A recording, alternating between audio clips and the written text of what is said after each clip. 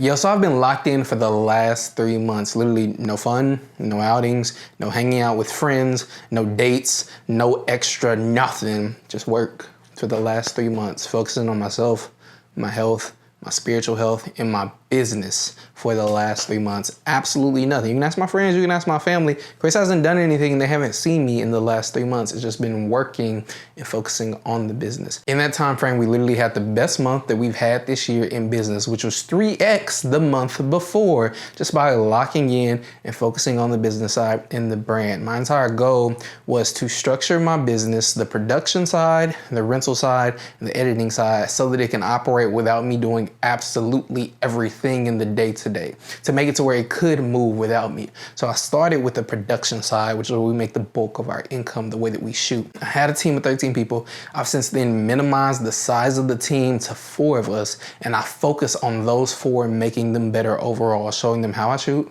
showing them how I edit, showing them how I interact with clients, showing them how we work and maneuver through venues. So if I'm not present, they can do the exact same thing and the business can keep moving without me. The crazy thing about entrepreneurship is that most businesses wouldn't exist or wouldn't be able to function if the key person is sick or in the hospital, or if something happens to them. Typically the business stops when they stop. So my goal was to make it to where my business could function without me being involved in every single aspect of the day-to-day. So I showed 4 people how I like things done. So they edit like I edit, they shoot like I shoot. There's still some kinks to work out, but they're getting there, and it's getting to a point to where things can move way smoother than it was before. And it's only been 3 months. So I taught them how to shoot like I shoot, how to interact with clients, how to edit like I edit from the production side. Then I went in on the back end of the business side and I started automations to make our lives easier.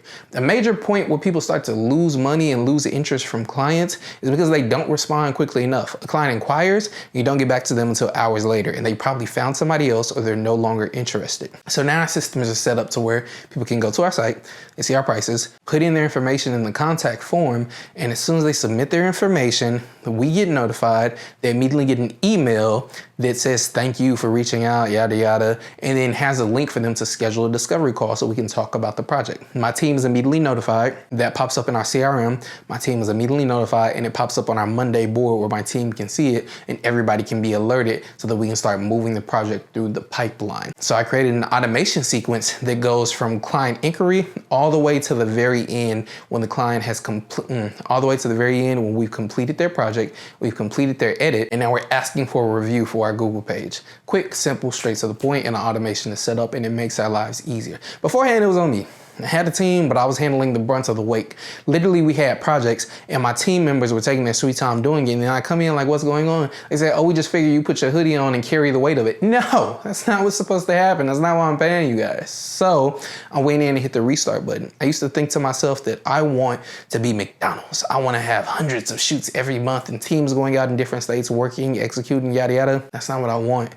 I want a boutique service and business where we're working on 2 to 4 projects a month, and that's it. Because those 2 to 4 projects get our focus, and those 2 to 4 projects become the best that they possibly can be, and they become phenomenal projects versus us pushing out 100 different McDonald's chicken sandwiches that taste the same and they're bland and lackluster. Yeah, people are buying it, but it's not necessarily the best or the best representation of our brand and our business. So I only want 2 to 4 projects a month, and that's what I discovered during this time period, and it's allowed everything to flow a lot smoother. Then I just repeated, copy and pasted the exact same situation and format from our production side to the editing side, because it's the exact same thing and it's the same individuals who are going to be editing the content. So instead of me having 13 people who are doing X, Y, and Z, and I'm still carrying the bulk of the weight, and now I got 4 people to divvy up the workload between, and we can all make money and everybody understands what needs to happen in the system and how it needs to happen. And then lastly, I worked on the rental service, which was rather slow,